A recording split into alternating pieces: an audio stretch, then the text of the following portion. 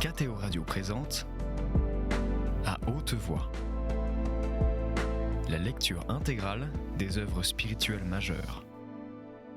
Aujourd'hui, Augustin ou le Maître est là de Joseph Malègue.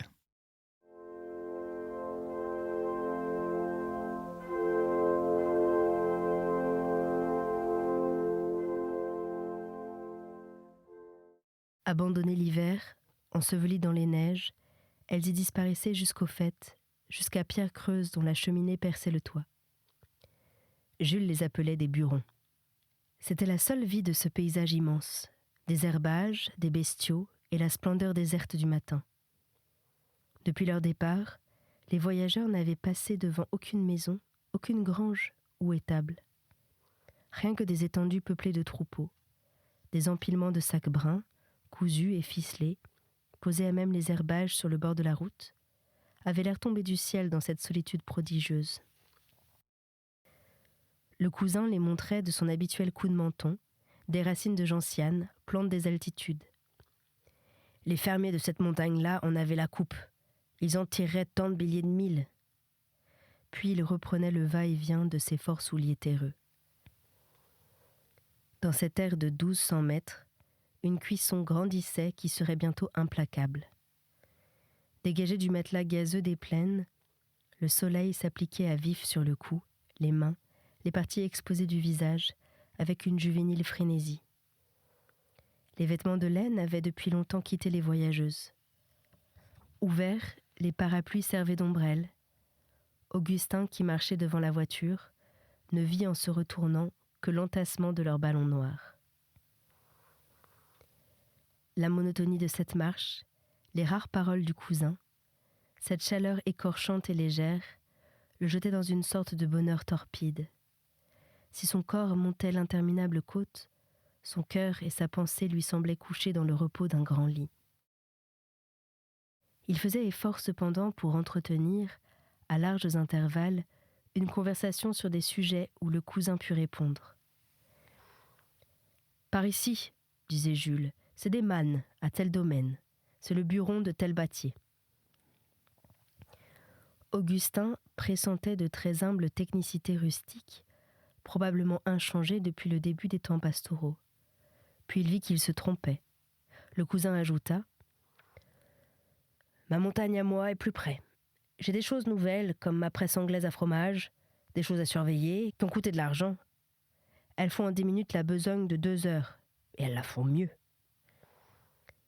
« La montagne de Cerro est-elle par ici ?»« Par là-bas, » dit Jules, dont la paresseuse insouciance avait décidément perdu l'habitude d'employer sa main pour montrer. Mais la sèche saccade du menton semblait réservée aux choses proches. D'un penchement de tête assez pareil à un coup de corne, la nuque et l'occiput indiquèrent une région lointaine, du côté des chemins de fer et des villes, engloutie dans des horizons éblouissants. Ces infinies surfaces inhabitées, où ne pépiait aucun oiseau, n'étaient cependant pas inertes ni silencieuses. Elles fourmillaient d'une vie diluée, très loin des hommes, traversant le bourdonnement des mouches et les crissements des cigales, plus haut qu'eux sur la hiérarchie des bruits, des meuglements de bestiaux, au son pur et pauvre, perdaient dans leur ténuité de l'air leur masse sonore et leur volume, gardant juste un timbre terreux et élémentaire de plainte pastorale. Augustin, en exagérant à peine ses impressions, les interprétait comme un inassouvissement douloureux de très simples désirs. Les clarines de bêtes, les sonnailles au son fêlé, intermédiaires entre le métal et le bois, arrêtaient leurs vibrations trop tôt, avant que pût naître la véritable musique. Elle disait l'essentiel en une simplicité de pauvre homme, puis s'évanouissait dans un plein air disproportionné, à la fois morne et radieux.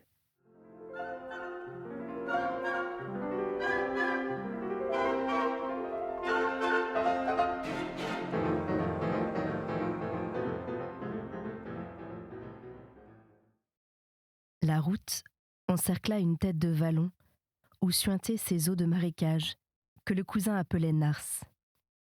Simple égratignure dans la crinière des pâturages, le creux s'approfondissait lentement en aval vers la région invisible et chaotique des gorges.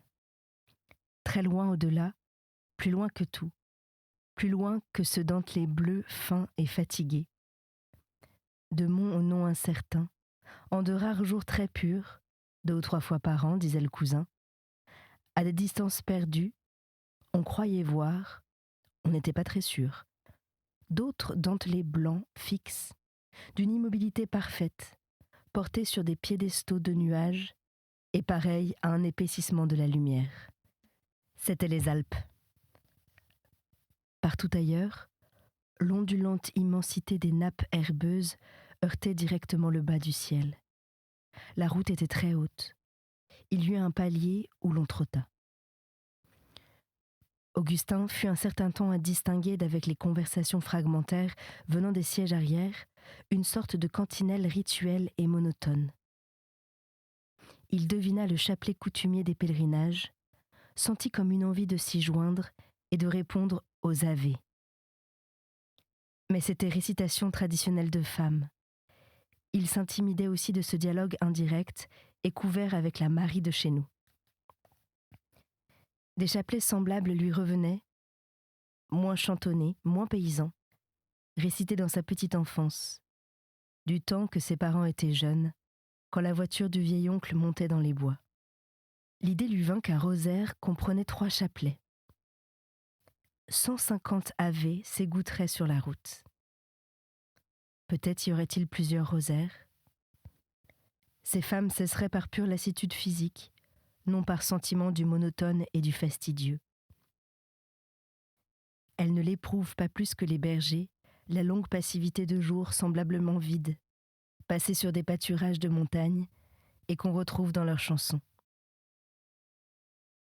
Augustin pensa qu'elle pouvait dire un nombre de chapelets fort grand, imprécise, somnolente, heureuse, comme le reste de sa torpeur, la pensée de Marie ne le quittait pas. S'il lui arrivait de rêver un avenir passé avec elle, lui plus âgée ou elle plus jeune, cette précision de projet gênait la paresseuse douceur de ce présent languide.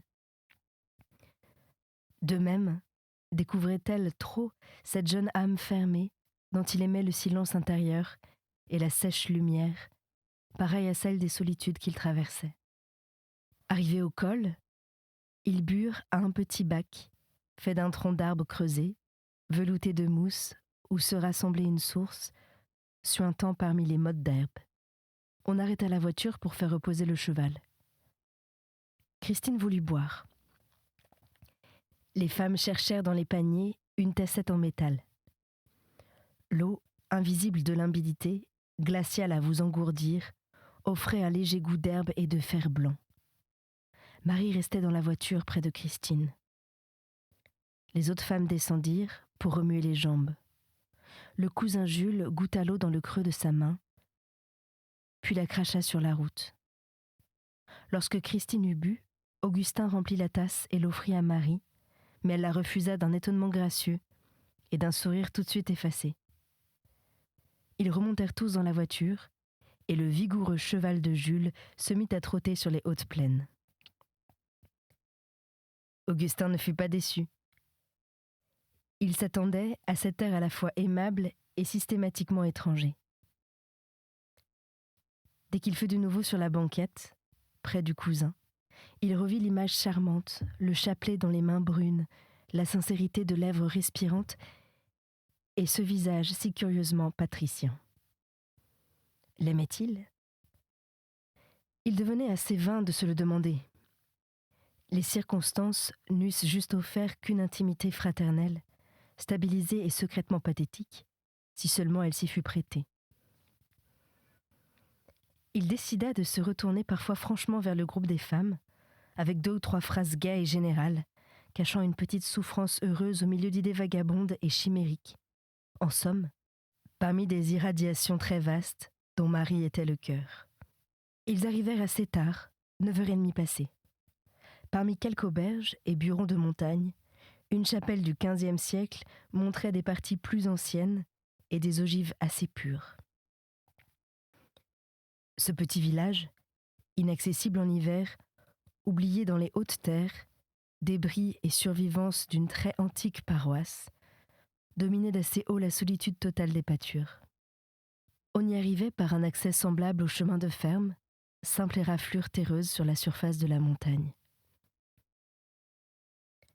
Le break du cousin Jules, solide, verni, léger, et son robuste cheval, équipage de riches cultivateurs propriétaires, se trouva pris dans la poussière d'autres voitures grimpant devant et derrière eux, carrioles à 2 roues, incommodes et sautantes, plus primitives et d'un degré plus bas dans l'ordre rural. Elle portait des paysannes toutes semblables aux cousines, comme elle en noir, de cette même très ancienne race, tenace, positive et utilitaire, traversée et marbrée de rêves, de goûts de départ et d'émigration. Sur les routes convergentes, on distinguait d'autres carrioles, taches sombres et mouvantes sur le lacis des routes de côte, entre les éperons de pâture lancés devant eux par les monts du Cantal. « Elles seront en retard », dit Marie de Labro, qui suivait les regards d'Augustin. L'air s'animait de cloches grêles, rongées comme tous les sons par l'altitude. Les souffles capricieux tourbillonnaient, à la fois intermittents et continus. Ils traversaient l'air imbibé, surchauffé de soleil, sans y attiédir leur froid constitutionnel et inaltérable. C'était le vent permanent des hauts espaces, inodorant et éternel. « Nous descendons, » dit Marie, qui se leva de son siège. « Vous, Christine, restez. Le chemin est dur. » En pleine marche, elle enjamba sans l'ouvrir la portière basse, posa sur le marchepied son fin pied de montagnère et bondit d'une légèreté précise sur l'un des bas-côtés herbus qui bordaient la route. La vieille Marie de Labro et Noël la rejoignirent, mais Jules dut les aider à descendre. Ils s'arrêtèrent devant d'informes croix sans âge, posées sur de vieux piédestaux en basalte. De vagues lettres y marquaient encore dans le rongement des lichens.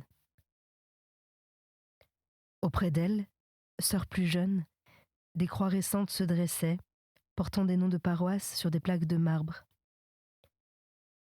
Les 3 orantes commencèrent, à genoux sur des mottes de terre, les prières du chemin de croix. D'autres paysannes les rejoignirent. Des lambeaux de cantiques montaient comme des flamèches. Les chanteuses suppliaient la Vierge de conduire leurs pas. Les voix traversaient les sonneries de cloches, s'atténuaient, s'émaciaient dans l'énorme soleil, pareil à des bougies en plein jour. « Nous serons là-haut avant elles », fit Augustin, tandis que la voiture prenait de l'avance sur le poussiéreux chemin. « Que non, elles savent les coursières !» La montée fut lente, en effet. Près de la chapelle, un peuple de charrettes élevait en l'air des bras, caricature de la prière des hommes. Leur cheval, attaché à la roue, mangeait le foin qui avait servi de siège. Augustin entra difficilement dans l'église bondée de paysans, lents à se mouvoir autant que leurs vaches, tassées contre les confessionnaux. Leur odeur traversait l'odeur de l'église, une fraîcheur de bénitier, de moisis et de caveaux. On étouffait. Un prêtre en surplis, étole et manipule, brun comme un mort, finit par sortir d'une porte ménagée dans les arceaux du chœur, s'agenouilla, ouvrit le tabernacle et distribua la communion aux paysans. Il s'écrasait devant l'autel en une molle foule dense, dans laquelle ceux qui avaient communié creusaient leur passage au retour. Augustin vit revenir Marie, lente, d'une douceur rigide, les paupières pures abaissées sur la petite figure romaine. Le respect l'empêcha de la regarder davantage. Il comprit tout d'un coup qu'elle n'eût pas bu pendant la route. Il ne vit pas les 2 autres cousines. Quelqu'un le saisit par le coude et le fit se retourner. Christine était livide, avec l'air de s'évanouir.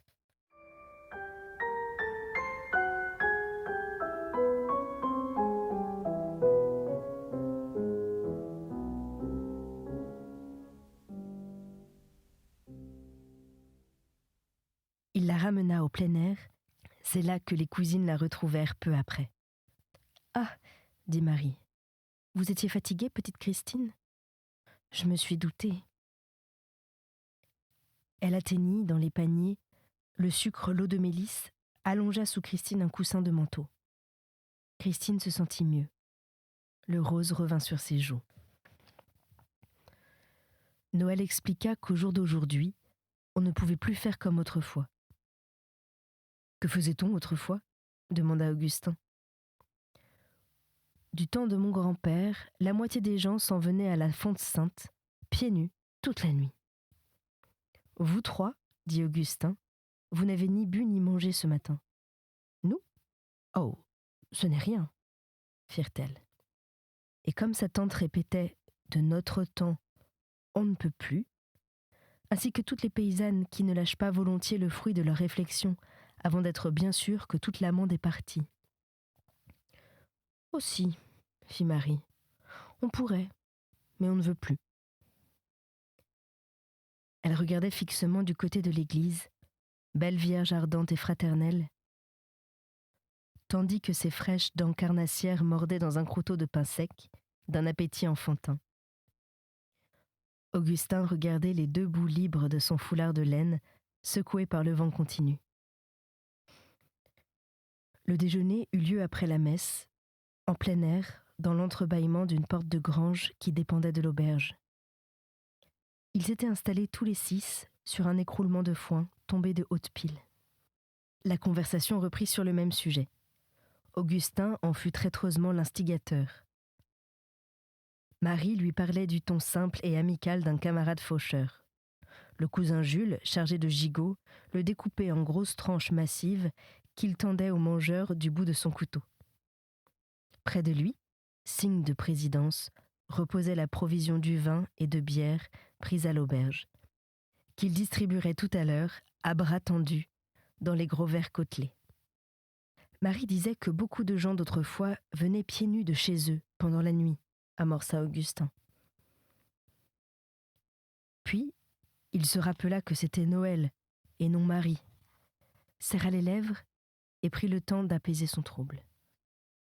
« J'en ai connu », fit le cousin, en mots d'une netteté sèche, destinée à imposer à ceux qui en auraient douté la croyance à de pareils phénomènes. Et tout de suite, s'adressant à Marie. « Tu avais-tu prié la bonne Vierge pour mon affaire, et la Marie de chez nous? C'est que ça réussit. » Il lui tendit 40 sous. « Tiens, voilà pour le cierge.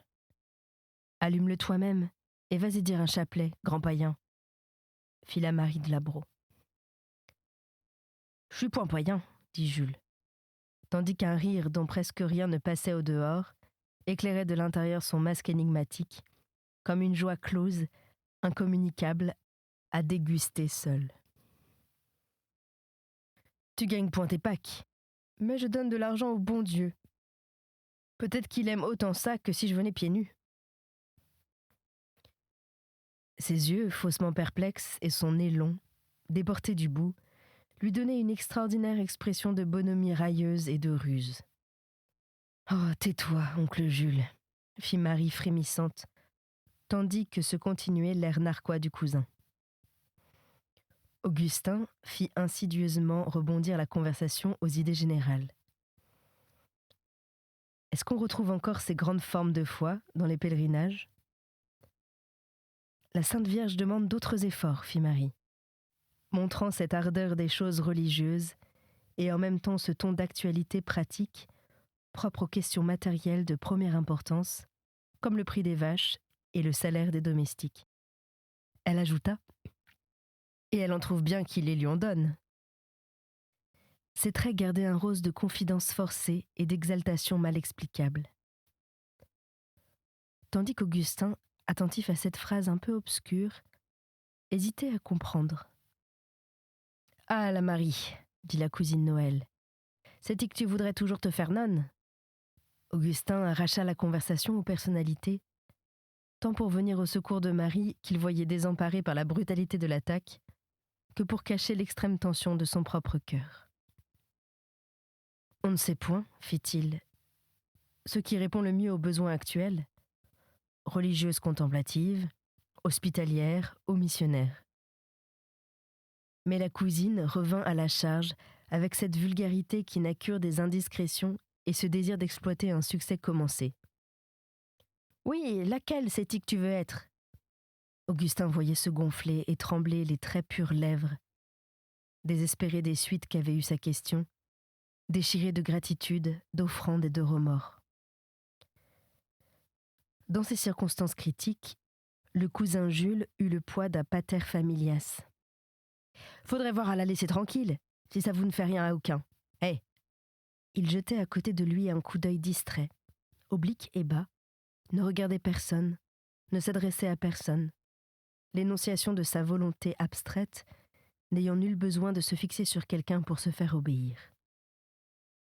Elle eût agi toute seule, sans qu'il y fût, comme le chapeau du bailli suffisait sans sa présence.